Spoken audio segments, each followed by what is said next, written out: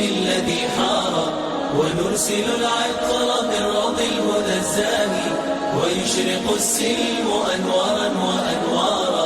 الله الحمد لله نحمده ونستعينه ونستغفره ونؤمن به ونتوكل عليه ونعوذ بالله من شرور أنفسنا ومن سيئات أعمالنا من يهده الله فلا مضل له ومن يضلل فلا هادي له ونشهد أن لا إله إلا الله وحده لا شريك له ونشهد أن سيدنا ونبينا وحبيبنا وشفيعنا وسندنا ومولانا محمدا عبده ورسوله. أما بعد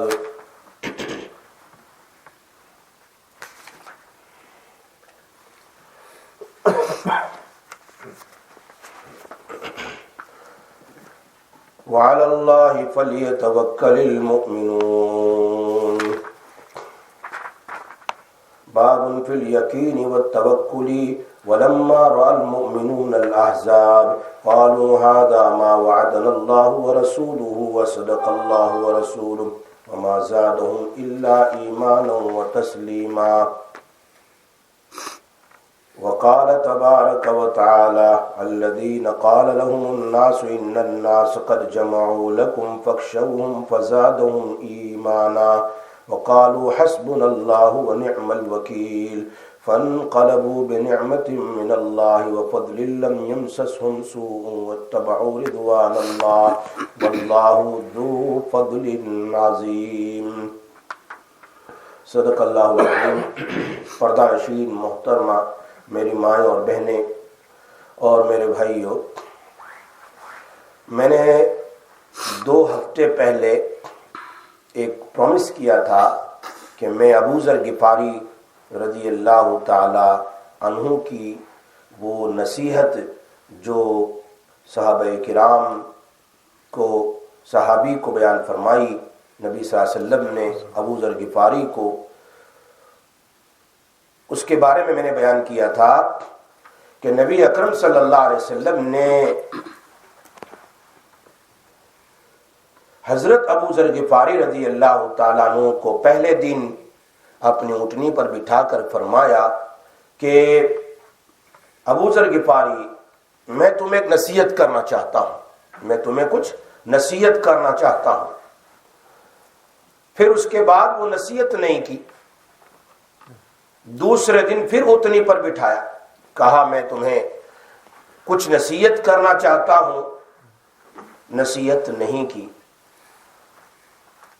تیسرے دن پھر، چوتھے دن پھر، 5ویں دن، 6 دن تک مسلسل کہتے رہے آپ صلی اللہ علیہ وسلم، ابو ذر غفاری میں تمہیں کچھ نصیحت کرنا چاہتا ہوں، لیکن 6 دن تک کوئی نصیحت نہیں کی. معلوم ہوتا ہے کوئی نصیحت بہت ہی امپورٹنٹ ہے. 7ویں دن میں فرمایا ابو ذر غفاری 5 باتوں کی میں تمہیں نصیحت کرتا ہوں، اور وہ 5 باتیں سنائی. اس میں سے میں نے ایک بات تو بالتفصیل آپ کے سامنے بیان کر دی، ظاہر اور باطن میں تقوی اختیار کرو. تقوی والی باتیں میں نے بالتفصیل آپ کے سامنے بیان کر دی کہ ظاہر میں بھی اللہ سے ڈریں، باطن میں بھی اللہ سے ڈریں. وَذَرُوا ظَاهِرَ الْإِثْمِ وَبَاطِنًا. ظاہر میں ڈرنے کا مطلب کھلم کھلا بھی گناہ نہ کریں، باطن میں ڈرنے کا مطلب چھپ چھپ کر بھی گناہ نہ کریں. دوسرا مطلب ظاہری بدن سے بھی گناہ نہ کریں اور دل سے بھی گناہ نہ کریں، باطن سے بھی گناہ نہ کریں. دونوں تفسیر لکھی ہے، اس پر تقوی کی ساری احادیث، ساری باتیں میں نے آپ کے سامنے بیان کی تھی. وہ ایک پہلی نصیحت ہے، ظاہر اور باطن میں فی اللہ تقوی اختیار کرو. نمبر 2، دوسری نصیحت بہت کام کی، گناہ کے بعد فوراً نیکی کا کام کرو. کبھی بھی گناہ ہو جائے فوراً نیکی کا کام کر لو. تیسری نصیحت، مخلوق سے کبھی کوئی چیز نہ مانگو، مخلوق سے کبھی کسی چیز کا سوال نہ کرو۔ چوتھی چیز، کسی کی امانت اپنے پاس مت رکھو۔ نمبر 5، تم دو آدمیوں کے درمیان ثالث فیصلہ کرنے والے نہ بنو۔ فیصلہ کرنے والے، یہ 5 امپورٹنٹ نصیحت ہے۔ اب ہم پہلی نصیحت تو میں نے سمجھا دی، اب دوسری نصیحت، گناہ کے بعد فوراً نیکی کا کام کرو۔ علماء کرام فرماتے ہیں جب بھی گناہ ہو جائے، آدمی ہے، انسان ہے، مسٹیک ہو جاتی ہے، گناہ ہو جاتا ہے، تو اس حساب سے فوراً استغفار کر لو، وہاں سے ہٹ کر۔ اسی لیے میں عرفات میں کہا کرتا ہوں، بخاری شریف کا واقعہ سنا کر عرفات میں بیان میں اکثر کہا کرتا ہوں کہ بخاری شریف میں ایک آدمی نے 100 آدمی کو قتل کیا تھا، واقعہ لکھا ہے بنی اسرائیل میں، کتنے کو؟ 100 کو قتل کیا تھا۔ تو اس نے ایک کو پوچھا، تو اس کو بھی قتل کر 99 100 ہو گئے۔ تیسرے کو پوچھا، کسی پنڈت کو یا کسی بڑے پوپ زمانے کے رہبان جس کو کہتے ہیں پوپ، اس کو پوچھا بھائی کوئی راستہ ہے؟ کہا فلاں گاؤں میں، اس گاؤں کو چھوڑو اس گاؤں میں چلے جاؤ، وہاں نیک آدمی ہے۔ اب یہ اس بستی جہاں اس نے اتنے گناہ کیے تھے، اس بستی کو چھوڑا، دوسری بستی میں جا رہا تھا، راستے میں مر گیا، اللہ نے اس کے لیے جنت کا فیصلہ کر دیا۔ اس پر میں کہا کرتا ہوں کہ ہم لوگ یو کے چھوڑ کر سعودی آئے ہیں، اور وہ بھی عرفات میں آئے ہیں، یہاں نیکوں کی بستی ہے۔ عرفات میں وہ سارے نیک لوگ ہی ہیں، کتنے بڑے بڑے اللہ والے، علماء، صلحاء، کتب، ابدال، غوث ہے۔ میں نے کہا نیکوں کی بستی میں آئے ہیں، گناہ والی بستی کو چھوڑ کر۔ تو جس طرح اس 100 کے قاتل کو اللہ نے مغفرت کر دی، ابھی تک اس نے توبہ نہیں کی تھی، ہم تو توبہ کی جگہ میں آ گئے ہیں، یہیں توبہ کر لو، اللہ پچھلے سارے گناہ کو معاف کر دے گا اسی عرفات کے میدان میں۔ اس لیے کہ اللہ والے بھی ہیں، ظاہری بات ہے کسی نہ کسی کی نیکیوں سے اللہ ہماری توبہ بھی قبول کر لے گا۔ اس لیے کہا کہ جب بھی کبھی کوئی گناہ ہو جائے فوراً استغفر اللہ استغفر اللہ۔ نبی صلی اللہ علیہ وسلم کی خدمت میں ایک صحابی آئے اور کہا اللہ کے رسول صلی اللہ علیہ وسلم بہت گناہ ہو گئے، رونے لگے، خوب روئے۔ اللہ کے حبیب نے فرمایا اللہ مغفر لی کہو، اللہ مغفر لی کہو، اللہ مجھے معاف کر دے، اللہ معاف کر دے۔ جب اس نے 3 بار کہا جاؤ، اللہ نے معاف کر دیا، جاؤ، معاف کر دیا۔ اسی لیے قرآن کریم کی ایک آیت کی تفسیر میں شان نزول یہ لکھا، ایک صحابی نے کسی عورت کو بوسہ دے دیا، اب یہ بہت پریشان ہو گئے، اللہ کے حبیب کے پاس آئے، فرمایا ایسا غلطی ہو گئی، گناہ ہو گیا، مسٹیک ہو گئی، فرمایا جاؤ نماز پڑھو۔ اللہ نے فوراً آیت اتار دی کہ نماز پڑھنے سے اللہ تمہارے اسے چھوٹے چھوٹے گناہ تو ویسے ہی معاف کر دیتے ہیں۔ تم نے ایک بات تو ایسے کام کر لو گناہ کے بعد، اس کا یہ مطلب نہیں گناہ کرو پھر نیکی کرو، گناہ کرو پھر نیکی کرو۔ گناہ انسان سے ہو جاتا ہے، جان بوجھ کر نہیں کرنا ہے، کیونکہ اللہ سب کے دل کو جانتا ہے، سمجھنا ہی بات، سب کے دل کو۔ اسی لیے اس آدمی کا دل، کبھی بیان کروں گا کہ وہ 5 چیزیں ہیں جو حسن بصری رحمۃ اللہ علیہ فرماتے ہیں، جس سے دل بہت سخت ہو جاتا ہے، اس پر کبھی دین کی بات کا اثر نہیں ہوتا۔ اس میں سب سے پہلی بات، ایک آدمی توبہ کی امید پر گناہ کرتا ہے کہ میں گناہ کروں بعد میں توبہ کر لوں گا، اس کا دل ایسا اللہ باندھ دیتا ہے، پھر اس کو صحیح راستے کی۔ ہاں گناہ ہو جائے، انسان ہے، شیطان بھی لگا ہے، نفس بھی لگا ہے، گناہ ہو جائے، مسٹیک ہو جائے، فوراً اس نے صلاۃ التوبہ پڑھ لی، 2 رکعت توبہ کی نماز، اور استغفار کر لیا، اللہ معاف کر دے۔ دوسری چیز فرمایا صلاۃ التسبیح کی پابندی کرو۔ کس کی؟ صلاۃ التسبیح کی پابندی کرو۔ کیوں؟ نبی اکرم صلی اللہ علیہ وسلم نے فرمایا ہے کہ اللہ اس سے 10 قسم کے گناہ معاف کرتے ہیں۔ کتنے؟ 10 قسم کے۔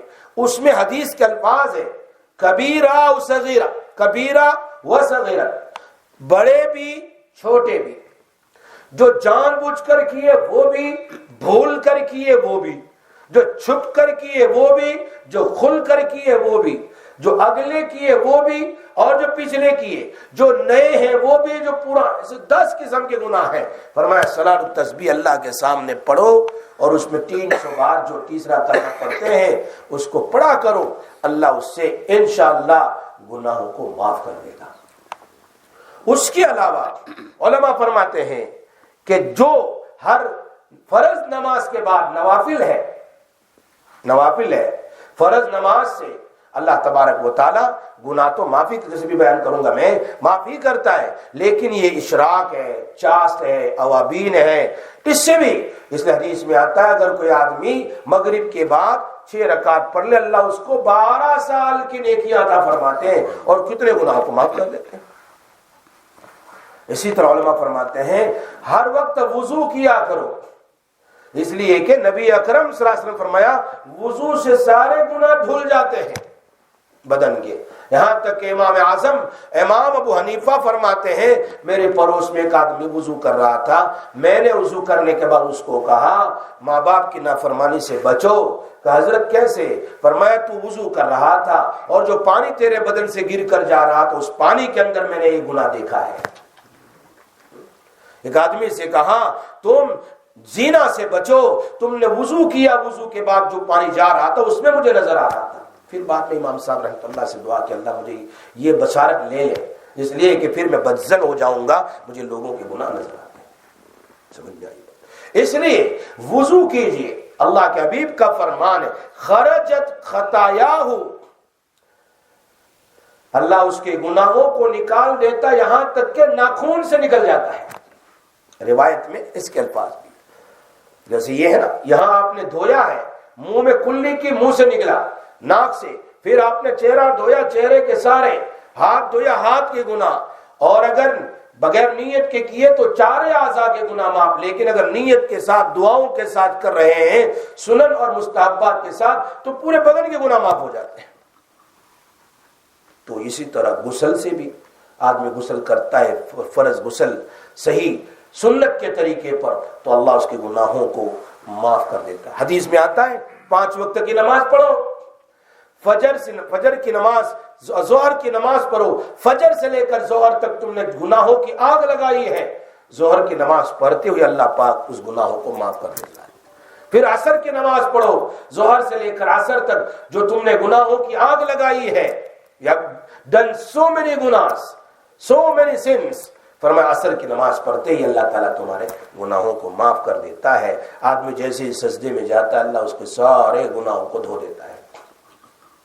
پھر مغرب کا ذکر ہے، اور پھر عشاء کا ذکر ہے، پھر فجر کا ذکر ہے، 5 نماز کے بارے میں۔ اسی لیے نبی اکرم صلی اللہ علیہ وسلم نے فرمایا اگر، یہ روایت تو فضائل عمل میں بھی ہے، تمہارے گھر کے سامنے سے ایک نہر جا رہی ہو اور اس میں تم 5 مرتبہ غسل کرو، if you bath 5 times a day in the river، تو کیا تمہارے بدن پر کوئی میل کچیل ماپ باقی رہے گا؟ صحابہ نے فرمایا نہیں۔ فرمایا اسی طرح تم 5 وقت کی نماز پڑھو، تمہارے بدن سے کوئی گناہ باقی نہیں رہے گا۔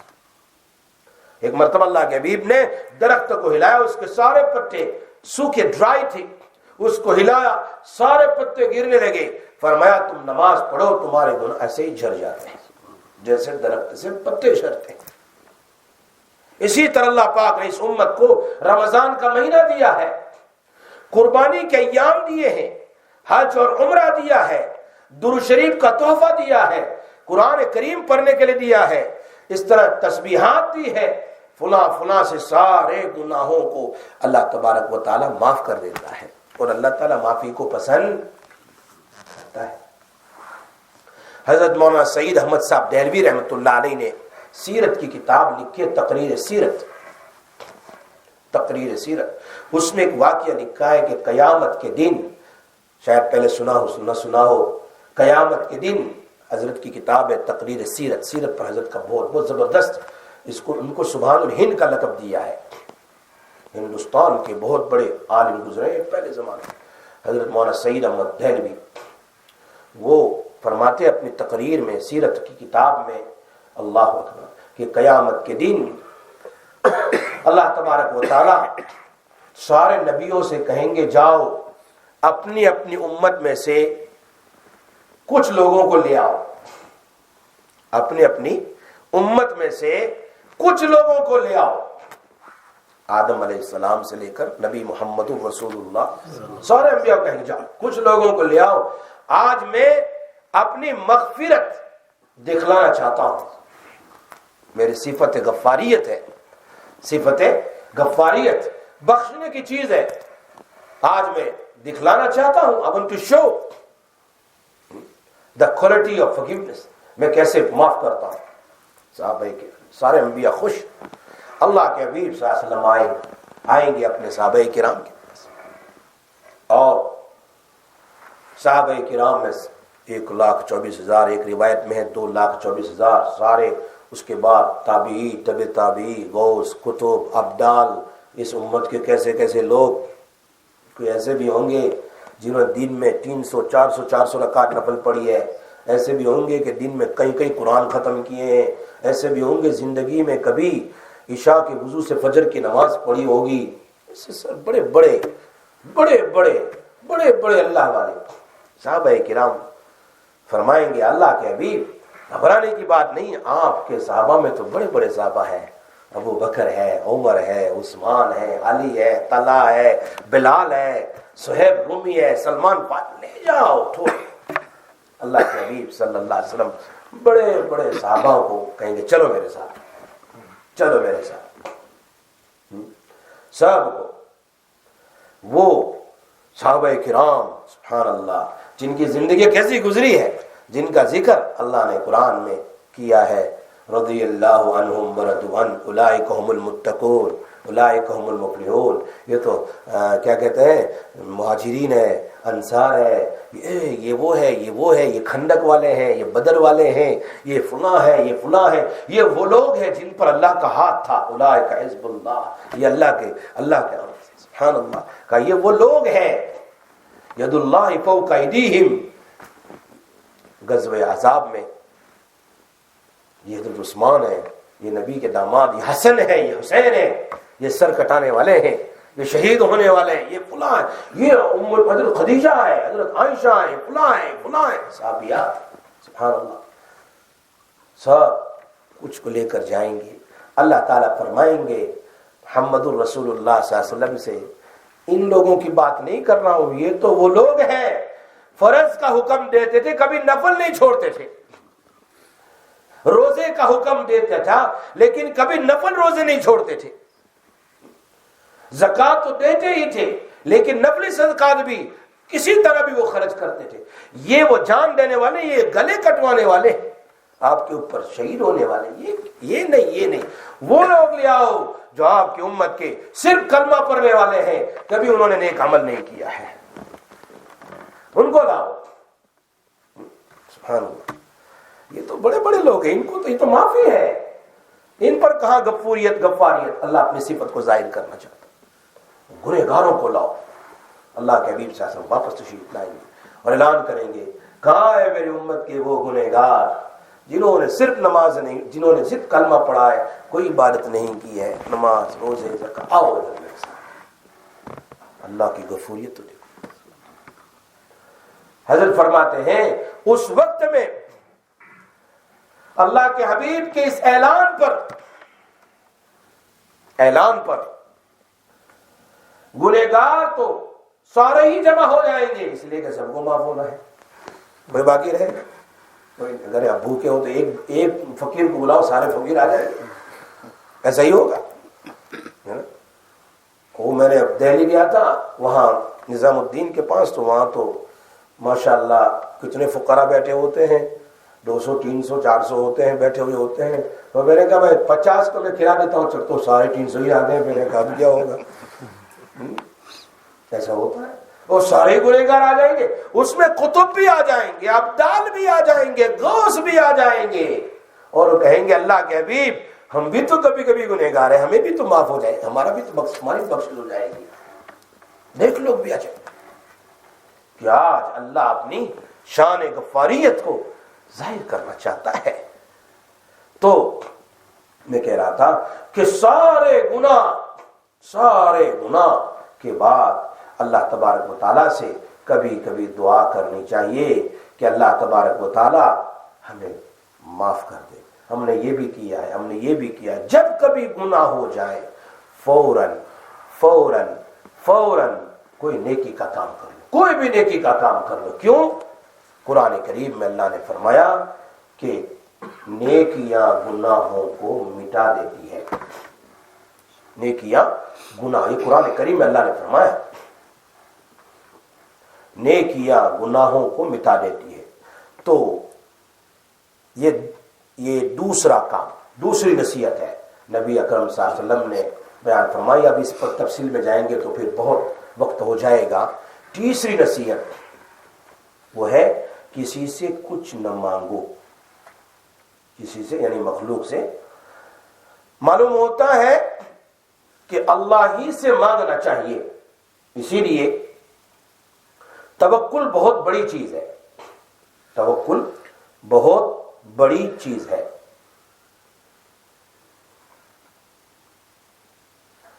قرآن کریم کی یہ آیت جو میں نے ابھی آپ کے سامنے پڑھی ہے، یہ توکل ہی کا باب ہے، یقین اور توکل۔ توکل کی 3 قسمیں ہمیشہ یاد رکھو، توکل کی 3 قسمیں، توکل کے 3 درجے ہیں، 3 سٹیپس، ایک لوور، میڈیم اینڈ ہائی، اعلیٰ۔ لوور ہے آدمی کو یقین ہے کہ دینے والی ذات اللہ ہی کی ہے، لیکن وہ اسباب کے پیچھے لگا رہتا ہے، نہیں یار جاب کروں گا تو ہی میرا مسئلہ حل ہوگا، فلاں کروں گا تو ہی۔ اس کے دماغ میں ہر وقت وہ جاب گھومتا رہتا ہے، اس کے دماغ میں ہر وقت وہ کام، وہ فیکٹری، وہ جو بھی ہو، دکان ہے، جو بھی ہو، وہ گھومتی رہتی، ہر دم اس کے پیچھے لگا رہتا ہے، ہر وقت فلاں کام کروں گا تو اتنا ہو جائے گا، فلاں کام کروں گا تو اتنا ہو جائے گا، گویا رات دن اسی دنیا کی فکر میں لگا ہوا۔ یاد رکھو ایک بات، اللہ نے تمہاری تقدیر میں جتنا لکھا ہے نا اتنا ہی ملے گا، چاہے تم کتنی ہی کوشش کرو۔ اس لیے کہا یہ بالکل لوور ٹائپ پیپل ہے جن کا توکل، اس کو ہے اللہ کو اللہ ہی دینے والا ہے، لیکن اس کے دماغ میں ہر وقت وہی کام کاج گھومتا رہتا ہے، یہ کروں گا تو مل جائے گا، یہ کروں گا تو مل جائے گا، یہ کروں گا تو۔ کبھی مسبب الاسباب پر بھروسہ نہیں ہوا۔ اسی لیے درمیانی درجے کا یہ ہے کہ آدمی کام تو کرتا ہے، آدمی جاب تو کرتا ہے، جیسے بھی کل پرسوں ایک آدمی میرے پاس ہے، مجھے جاب سے نکال دیا اور فلاں میں نے تھوڑا ذرا فاؤل لینگویج کہہ دی، مجھ سے نکال دیا۔ میں نے کہا دیکھ روزی کون دیتا؟ اللہ دیتا ہے، اللہ تیرا بھروسہ اس پر ہے؟ اس پر نہیں۔ کہا اللہ پاس سے کہہ دے مجھے نکال دیا، اللہ دوسرے دروازے کھول دے گا، اللہ سے مانگ، اللہ سے مانگ لے۔ سبحان اللہ، ایسے کتنے میرے پاس ہے جنہوں نے اللہ سے مانگا، اللہ نے ایک کی جگہ 10 دروازے کھول دیے، اس لیے کہ روزہ کے مالک تو اللہ ہے، اللہ ہی ہے، روزی کا مالک اللہ ہے۔ ہمارا یقین ایسا ہونا چاہیے، اس لیے باب الیقین والتوکل میں یہ بات سمجھائی جا رہی ہے کہ اسباب کے درجے میں تم کام کرو، یس ریکویسٹ دو میں مجھے جاب چاہیے، یہاں بھی وہاں بھی وہاں بھی، لیکن بھروسہ کس پر؟ مسبب الاسباب پر کرنا چاہیے۔ اس کو درمیانی درجے کا توکل ہے۔ آدمی روزی اس کو ضرورت ہے، پیسے کی ضرورت ہے، لیکن اس کے دل میں یہ اللہ پاک سے کہہ رہا اللہ مجھے تنخواہ تو ملے، ہو سکتا ہے تنخواہ مل گئی لیکن اس میں برکت ہی نہیں ہوئی۔ آدمی کہ اللہ پاک مجھے روزی ملے گی لیکن تو اس میں برکت ڈالنے والا ہے، دوا تو میں لے آؤں گا دکان سے لیکن اس میں شفا ڈالنے والا تو ہے، ڈاکٹر کے پاس جاؤں گا اس کے ہاتھ میں شفا ڈالنے والا تو ہے۔ بات سمجھ میں آ رہی ہے نا؟ یعنی ہر کام کو کرتا ہے اسباب کے درجے میں، he does everything as a means but he trusts upon Allah as a مسبب الاسباب، everything Allah does۔ ورنہ اللہ اس پر اگر برکت نہ رکھے، شفا نہ رکھے تو کوئی کچھ نہیں کر سکتا ہے، کوئی کچھ نہیں کر سکتا۔ اسی طرح آدمی انٹرویو میں جاتا ہے، انٹرویو میں 2 رکعت نماز پڑھ لے اللہ کے سامنے اور پھر جا، اللہ اس کے دل میں ڈال دے گا۔ کاروبار کے لیے جا رہا ہے، جاب تلاش کرنے کے لیے، 2 رکعت پڑھ کر جا، اے اللہ میں 2 رکعت صلاۃ الحاجت پڑھ کر جا رہا ہوں، تو میرے لیے روزی کا دروازہ کھول دے۔ آدمی اللہ کے سامنے جھکے پھر جائے گا، اللہ اس کا کام کر لے گا۔ آئی بس یہ توکل۔ موسیٰ علیہ السلام کا زمانہ ہے، واقعات آگے۔ موسیٰ علیہ السلام کے زمانے میں حضرت موسیٰ علیہ السلام used to go Mount of Tur. He used to go every time to talk اللہ تبارک و تعالی۔ وَكَلَّمَ اللَّهُ مُوسَى تَكْلِيمًا۔ موسیٰ علیہ السلام used to talk اللہ تعالی every time۔ ہر وقت کہاں جاتے تھے؟ وہاں پر ٹور پہاڑ پر جاتے تھے اور وہاں اللہ سے گفتگو ہوتی تھی، خاص جگہ۔ وہ عجیب پہاڑ بھی ہے، اللہ تعالیٰ میں دیکھنے کی توفیق عطا فرمائے، جس کو اللہ نے مقدس طوبہ کہا ہے، اور قرآن میں والتین والزیتون والطور، یہ طور پہاڑ جو ہے وہاں جاتے تھے۔ تو ایک مرتبہ جا رہے تھے اللہ سے بات کرنے کے لیے، راستے میں ایک آدمی مل گیا، بھائی کدھر جا رہے ہو؟ اللہ سے بات کرنے کے لیے جا رہا ہوں، ایک ریکویسٹ میری بھی کر دیجئے۔ انہوں نے کہا بھائی جا رہے ہیں، میری بھی ایک ریکویسٹ کر دیجئے۔ کہا کیا ریکویسٹ ہے تمہاری؟ کہا جب سے پیدا ہوا ہوں تب سے بس غریب ہی غریب ہوں، بچپن بھی ایسا ہی گیا، جوانی بھی ایسی ہی گئی، بڑھاپا بھی ایسا ہی گیا، نہ چاندی دیکھی، نہ سونا دیکھا، نہ مزے دیکھے۔ ذرا اللہ سے کہہ دے کچھ تھوڑا سا جانا تو برا ہو گیا، اللہ کے سامنے جانا ہی ہے مجھے، لیکن تھوڑے دنیا کے مزے کر کے جاؤ، دنیا میں تھوڑا سا آرام کر لوں، عیش کر لوں پھر جاؤں، ورنہ میری زندگی ایسی ہی گزر گئی ہے، کچھ نہیں دیکھا میں نے، غربت میں زندگی گزر گئی، کبھی شام کا کھانا، کبھی صبح کا کھانا، کبھی کیا کبھی کیا کبھی کیا۔ موسیٰ ٹھیک ہے، گئے۔ ایسے بے شمار واقعات موسیٰ علیہ السلام کے، بے شمار واقعات۔ وہ گئے اور اللہ سے کہا واپسی میں کہ اللہ ایک بندے نے ریکویسٹ کی ہے، تو اللہ نے کہا کتنا دوں، تھوڑا دوں یا زیادہ دوں؟ اور اللہ حصہ پورا ہی کر دے اس کا، زیادہ ہی دے دے، اللہ زیادہ ہی دے دے اس کو۔ کہا ٹھیک ہے، دعا قبول ہو گئی، دے دیا میں نے۔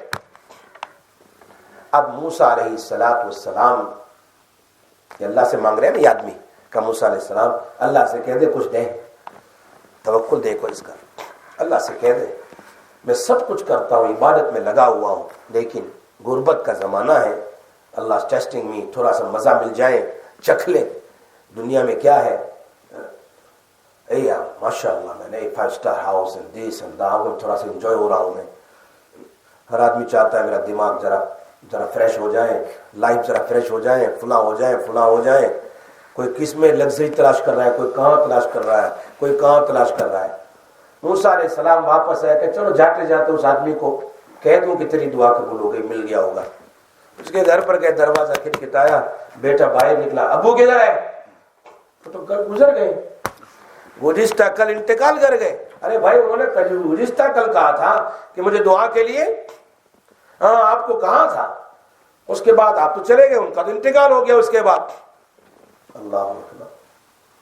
موسیٰ علیہ السلام پریشان، ارے اللہ نے سب کچھ دینے کا وعدہ کیا اس کو، اللہ promise I gave him everything، بہت کچھ دے دیا، بہت کچھ، جا، اور یہ تو انتقال کر گیا، he passed away as nothing Allah has given him۔ گھر تو خالی ہے، ویسے ہی غربت ہے، کیا ہوا؟ اور پھر جب اللہ کے سامنے گئے، اللہ سے دعا کی، حضرت موسیٰ علیہ السلام نے پھر، اے اللہ تو نے تو وعدہ کیا تھا اس آدمی کو دینے کا، اور تو نے کیا کہا تھا مجھے؟ میں نے تجھے کہا تھا کتنا دوں، how much I must give him، little but more، تو تم نے کہا تھا بہت دے دو اس کو، تو میں نے کہا دے دیا میں نے۔ اور تمہیں پتا ہے کہ پوری دنیا بھی اگر میں اس کو دے دیتا، پوری دنیا بھی دے دیتا، تو میری آنکھ میں تو یہ مچھر کے پڑ کے برابر ہے، حدیث میں ہے نا، پوری دنیا، اللہ کے نبی علیہ السلام نے فرمایا اگر اللہ کی نگاہ میں، اللہ کی سائٹ میں اس دنیا کا کوئی ویلیو ہوتا تو کافر کو ایک گھونٹ پانی نہ دیتا۔ ایک گھونٹ کی بات ہے، ایک گلاس کی نہیں، ایک گھونٹ پانی نہ دیتا. فرمایا اللہ کی سائٹ میں، نگاہ میں دنیا مچھر کے پر کے برابر ہے. یہ میرے نبی کا فرمان ہے. مچھر بھی نہیں، مچھر کا ونگز کے برابر. فرمایا اگر میں اللہ یوں کہوں میں نے زیادہ دے دیا تو میرے نزدیک یہ زیادہ تھوڑا ہے، تو مچھر کے پر کے برابر بھی نہیں. تو میں نے اس کو موت دے دی، اور موت کے بعد میں نے اس کو جنت میں بہت کچھ دے دیا. جتنا وہ مانگ رہا دے دیے. تمہارے کہنے پر دیا ہے، تمہارے کہنے پر دیا ہے. تو معلوم ہوتا ہے کہ آدمی بھروسہ اللہ پر کرے جب تک زندگی باقی ہے. بس 2 رکعت پڑھ لے اللہ سے ہر کام سے پہلے، ہر کام سے پہلے. کوئی کام، جیسے یہاں پر اللہ کہہ رہے ہیں الذین قال لهم الناس ان الناس قد جمعوا لكم فاخشوهم فزادهم ایمانا. جیسے غزوہ احزاب میں مسلمانوں نے کافروں کے لشکر کو آتا ہوا دیکھا تو کہنے لگے یہ تو وہی ہے جس کا وعدہ اللہ اور اس کے رسول صلی اللہ علیہ وسلم نے ہم سے کیا تھا. اور وہ وعدہ سورہ بقرہ کی اس آیت کے اندر موجود ہے. اس لیے سورہ بقرہ پہلے نازل، سورہ احزاب بعد میں. ام حسبتم ان تدخلوا الجنۃ ولما یاتکم مثل الذین خلوا من قبلکم اخیر تک الا ان نصر اللہ قریب. صراحتاً ذکر ہے مسلمان تمہارا امتحان لوں گا کہ تم کس پر بھروسہ کریں. who you trust, upon who you have trust. وما زادهم الا ایمانا وتسلیما. اگر تم بھروسہ کرو گے تو میں تمہارے ایمان کو اور تمہاری اطاعت اور زیادہ کر دوں گا. اور ان کی ایمان بڑھ گیا. اللہ کیا کہہ رہے ہیں؟ جب ان سے لوگوں نے آ کر بیان کیا کہ کفار نے تمہارے مقابلے کے لشکر جمع کر دیا ہے تو ان سے ڈرو. کس کو کہہ رہے ہیں؟ صحابہ کو. وہ لوگ آ رہے ہیں ڈرو. انہوں نے کیا نا کیا کہا؟ فزادہم اللہ ایمانا. ان کا ایمان اور اسٹرانگ ہو گیا. اور کیا کہنے لگے؟ حسبنا اللہ ونعم الوکیل. میرا بھروسہ ایسے کام سے نکال دے گا یار. اگر نماز پڑھنے جاؤں گا نا جمعہ کی، کام سے نکال دے گا. کتنے میرے دوست ہیں مجھے اگر کہتے ہیں جمعہ کی اجازت نہیں ملتی. میں نے کہا گولی مارو اس کو گولی مارو، یعنی چھوڑ دو اس کو. جمعہ تو پر جس کا حکم قرآن میں ہے اذا نودی للصلاۃ من یوم الجمعہ. اللہ اور کوئی روزی کا انتظام کرے گا. ایک آدمی کہہ رہا ہے جی بینک میں ہی کام ہے. میں نے کہا یہ انٹرسٹ ہے، کسی طرح بھی تو کام کرے گا تو اللہ سے 2 رکعت پڑھ کر دعا کر کہ اللہ مجھے حلال روزی کا انتظام کر دے. اس کے بعد اس کو کتنے کام مل گئے. آج وہ مجھے کہہ رہا ہے ٹیکس بہت کام مل رہے ہیں مجھے اور جگہ سے بلا رہے ہیں. میں نے جب اس حرام کو چھوڑ دیا. شروع میں تکلیف ہوتی ہے. دیکھو صحابہ کرام دشمن آ رہے ہیں تو کیا کہہ رہے ہیں؟ ہمارا ایمان تو اللہ پر ہے. حسبنا اللہ ونعم الوکیل. وہ تو کافر ہوتا ہے، وہ کہتا ہے یار جاب چھوٹ جائے گا میرا کیا ہوگا. ہمارا ایمان تو کس پر ہے؟ اللہ پر ہے کہ روزی اللہ کے ہاتھ میں ہے. اللہ کہہ رہے ہیں قرآن کریم میں، اللہ اکبر، فرمایا تم لوگ نماز پڑھو اور تمہارے گھر والوں کو نماز کا حکم دو. نحن نرزقکم وإیاکم. ہم تمہیں بھی روزی دیں گے، تمہارے اولادوں کو بھی روزی دیں گے.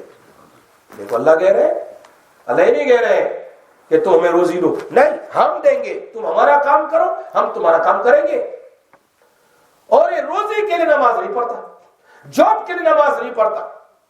میرا جاب چلا جائے، یقین ہی نہیں اللہ پر. چلو دنیا میں تو ٹھیک ہے، قیامت کے دن کیا جواب دے گا؟ کہ آسیہ کو نہیں دیکھا میری مائیں اور بہنیں، آسیہ کو نہیں دیکھا، کتنی دولت تھی اس کے پاس. فرعون کی بیوی ہے، وائف آف فرعون. اللہ نے قرآن میں اس کا ذکر کیا ہے. لیکن ساری نعمتوں کو او بادشاہ کے محل میں پلنے والی عورت شہزادی ہے، اور شہزادی اور بادشاہ کی بیوی بھی ہے، اور اتنی ناز و نخرے میں پلنے والی.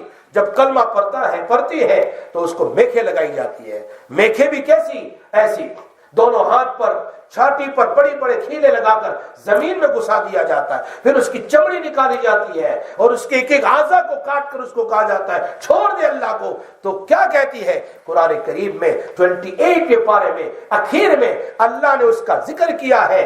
اللہ کے سامنے وہ کہہ رہے ضرب اللہ مثلا للذین آمنوا امرأۃ فرعون اذ قالت رب ابن لی عندک بیتا فی الجنہ.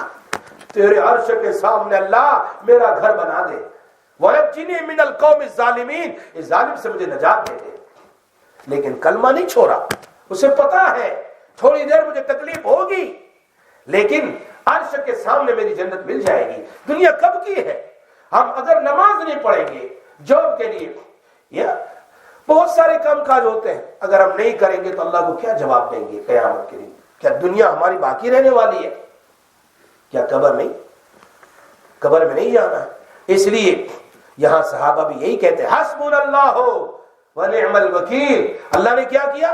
فانقلبوا بنعمت من اللہ وفضل، اللہ نے ان کو اتنی نعمت دی اور نعمتوں کے ساتھ واپس آئے ہیں۔ سبحان اللہ، اللہ نے اس کو اور کیا کہا؟ لم یمسسہم سوء، ان کو ذرہ برابر کافر نقصان نہیں پہنچا سکے۔ کیوں؟ انہوں نے اللہ پر بھروسہ کیا۔ اللہ کہہ رہے واللہ ذو فضل عظیم، میں بڑا فضل والا ہوں، تم میری طرف متوجہ تو ہو، میری طرف آؤ تو صحیح، میں تمہاری مدد کروں گا، لیکن تم مجھے چھوڑ کر دنیا میں اپنی راحت تلاش کرتے ہو تو کبھی کوئی تمہاری مدد کرنے والا نہیں ہے، یاد رکھو۔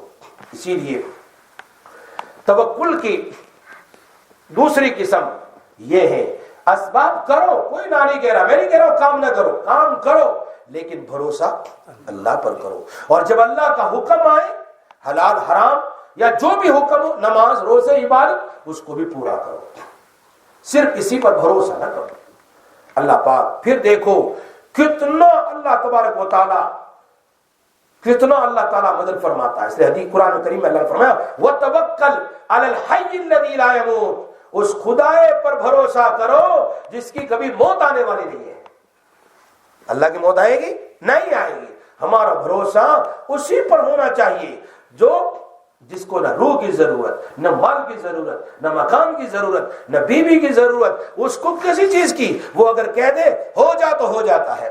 اور اللہ کہہ رہے ہیں وَعَلَى اللَّهِ فَلْيَتَوَكَّلِ الْمُؤْمِنُونَ، اور مومن کو اللہ ہی پر بھروسہ کرنا چاہیے۔ سبحان اللہ، جب بھی تم ارادہ کرو بھروسہ اللہ کے سامنے کرنا چاہیے۔ تو اعلیٰ درجے کا، یہ تو درمیانی درجے کا، اور اعلیٰ درجے کا بالکل اسباب اختیار نہیں کرتا، یہ تو بڑے لوگوں کا کام ہے، جاب بھی نہیں کرے کچھ نہ کرے بس اللہ دے گا، ٹھیک ہے، اسباب نہیں لیکن بھروسہ کس پر ہے؟ اللہ پر۔ ایسے لوگ بھی ابراہیم علیہ السلام آگ میں ہیں، فرشتے جبرائیل کہہ رہا ہے بولو مدد کرے تمہاری، یہ بھی ہے، آگ بجھانے والے فرشتے بھی ہے، فلاں بھی ہے، فلاں بھی ہے، نہیں نہیں نہیں نہیں، وہ اللہ کو جانتا ہے، وہ اللہ جانتا ہے، وہ دیکھتا ہے کہ انہوں نے مجھے باندھا ہے، دیکھا ہے اللہ نے، کہا اللہ نے دیکھا ہے کہ مجھے آگ میں ڈالیں گے، دیکھا ہے نا، دیکھا ہے، آگ میں پڑا ہوا اللہ دیکھ رہا ہے کہ نہیں دیکھ رہا ہے؟ دیکھ رہا ہے، تو اس کو سب پتا ہے، تو میں تم سے کیوں مدد مانگوں، اسی سے کیوں نہیں مانگتا؟ جب اس کو پتا ہے، یہ اعلیٰ درجے کا ہے۔ خیر، یہ بات اس باب کے اندر میں اعلیٰ درجے کی جو بیان فرمائی ہے، اس کے علاوہ یہاں قیامت کے دن 70,000 انسان جنت میں داخل ہوں گے، بخاری شریف کی حدیث ہے میری امت کے، وَيَدْخُلُونَ الْجَنَّةَ مِنْ هَؤُلَاءِ 70,000، اگلے حدیث میں اس کا ذکر کر رہے ہیں۔ اسی لیے شیخ عبدالحق محدث دہلوی رحمۃ اللہ علیہ فرماتے ہیں یہ وہ لوگ ہوں گے جو قیامت کے دن جو دنیا میں اللہ پر بھروسہ کر کے اپنی زندگی گزارنے والے تھے۔ اسی لیے ایک ایمان افروز دعا نبی اکرم صلی اللہ علیہ وسلم کی ایمان افروز دعا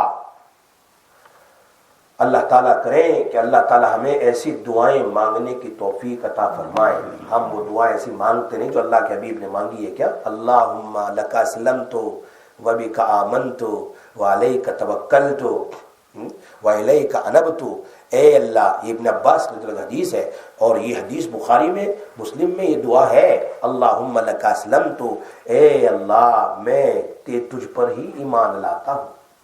اپنی زبان میں مانگ لے، الفاظ تو کہنے ہی ہیں، اے اللہ تجھ پر ہی میرا ایمان ہے، لک اسلمت، اور میں تیرا ہی فرما بردار ہوں، وہ بھی کامنت، اور تجھ پر ہی میرا ایمان ہے، میں تیرا ہی فرما بردار ہوں اور تجھ پر میرا ایمان ہے، وعلیک توکلت، اور تیری ذات پر میں بھروسہ کرتا ہوں، اللہ تیری ذات پر میرا بھروسہ ہے، وإلیک انبت، اللہ تجھی سے میں توبہ کرتا ہوں، یعنی تیرے سامنے ہی میں توبہ کرتا ہوں، وبک خاصمت، اے اللہ تیری ذات کی مدد سے میں جھگڑتا ہوں، اے اللہ میں جانتا ہوں کہ کوئی نہیں مدد کرے گا میرا اللہ ہی، اور میں بار بار تیرے سامنے مدد مانگتا ہوں جی، اے اللہ وبی کیا کہہ رہے ہیں، اللہم اعوذ بعزتک، اے اللہ میں پناہ چاہتا ہوں تیری عزت کی قسم، پناہ چاہتا ہوں تیری عزت کی قسم، لا الہ الا انت ان تضلنی، اے اللہ تیرے علاوہ کوئی معبود نہیں جو مجھے گمراہ کر سکے،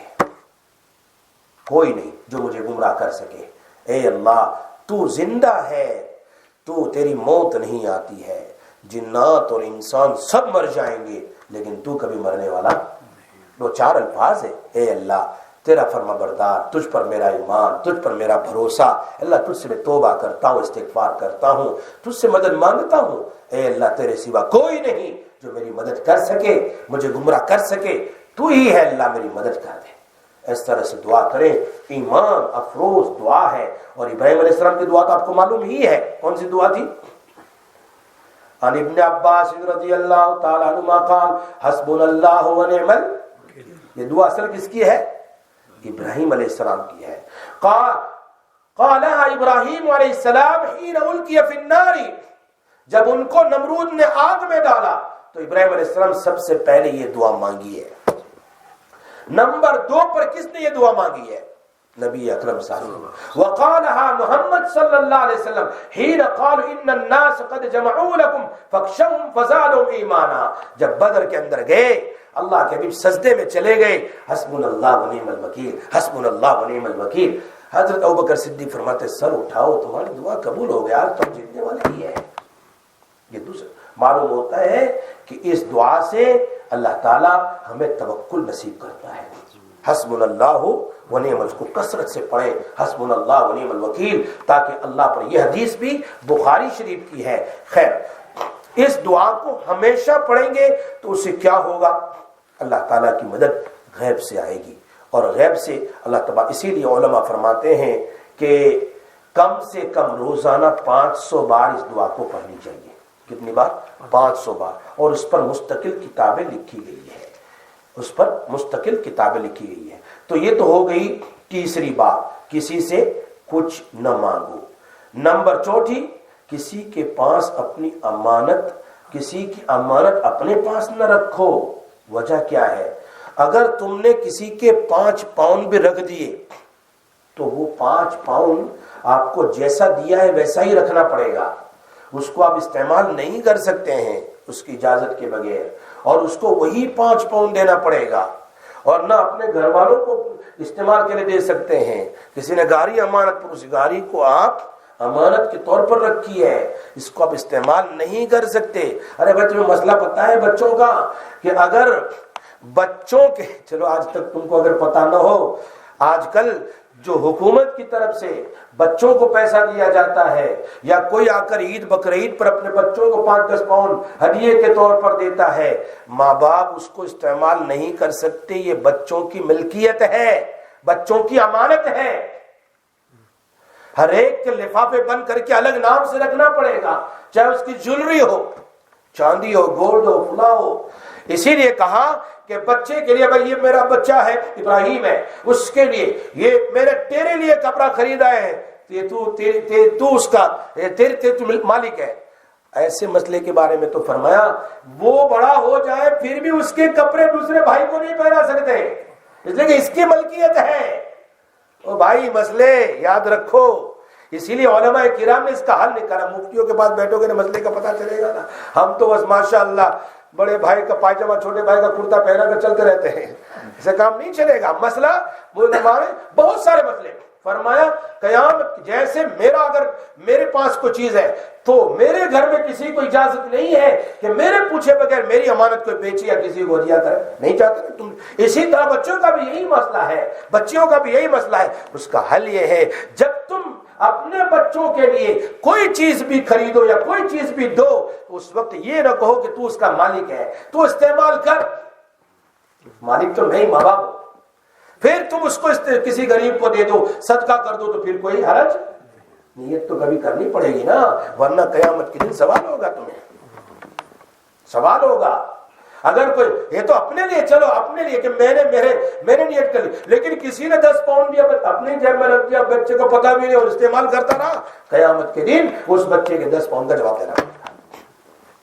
बहुत सारे मसाइल हैं अमानत के, याद रखो। इसीलिए अमानत अपने पास रखोगे, उसमें तुमने एक पैनी के बराबर खयानत की है, कयामत के दिन 700 मकबूल नमाज का जवाब देना पड़ेगा। एक पैनी का 700 मकबूल नमाज। हाँ, क्या होगा।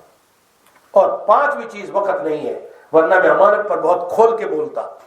अमानत क्या चीज है, और अमानत खयानत, अल्लाह के नबी सल्लल्लाहु अलैहि वसल्लम ने अमानत रखी दुश्मनों की, और जब हिजरत करने के लिए निकले तो हनी को क्या कहा था, ये इसलिए कहा जब तुम अमानत रखो तो उसका नाम, उसका एड्रेस, उसका फोन नंबर, कितने पैसे हैं, सब करके सील करके 2 आदमी को गवाह बनाकर रखो, ताकि कल उठ के तुम्हारी मौत हो जाए, तुम्हारे बच्चों को पता है कि अमानत किसी और की है, वरना कब्र में तुम्हें अज़ाब होगा।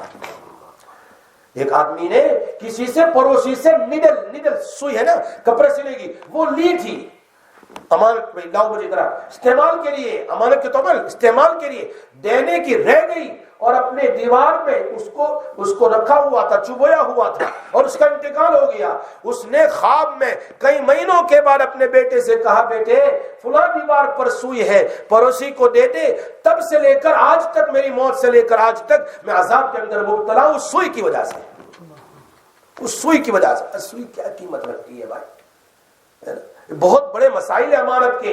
ये मस्जिद की प्रॉपर्टी, इसमें जितने पैसे आते हैं अमानत है, उसके एक पैंडी का हिसाब लेना पड़ेगा। ऐसा नहीं कि इधर कर दिया, इधर कर दिया, इधर कर दिया, इधर कर दिया।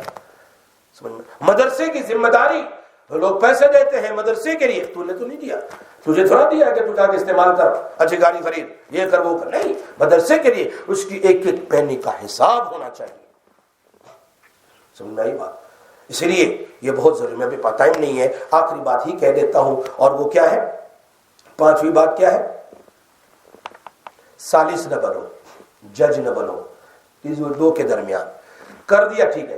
तुम्हें पता है शरीयत के अकल से कोई आदमी फैसला नहीं कर सकता है, उसके लिए शरीयत के रूल और रेगुलेशन जानना जरूरी है। किस तरीके से आदमी 2 आदमियों के दरमियान सालिस बने, जज बना। नहीं देखा जज वो कितनी स्टडी करते हैं तब जाकर ये फैसला करते हैं, वैसे फैसला अकल से कोई नहीं कर सकता। इसीलिए हदीस में आता है, नबी अकरम सल्लल्लाहु अलैहि वसल्लम ने फरमाया, तुमने बगैर इल्म के किसी के दरमियान फैसला कर दिया तो समझ लो तुमने बगैर छुरी के उसको ज़बह कर दिया, बगैर छुरी के।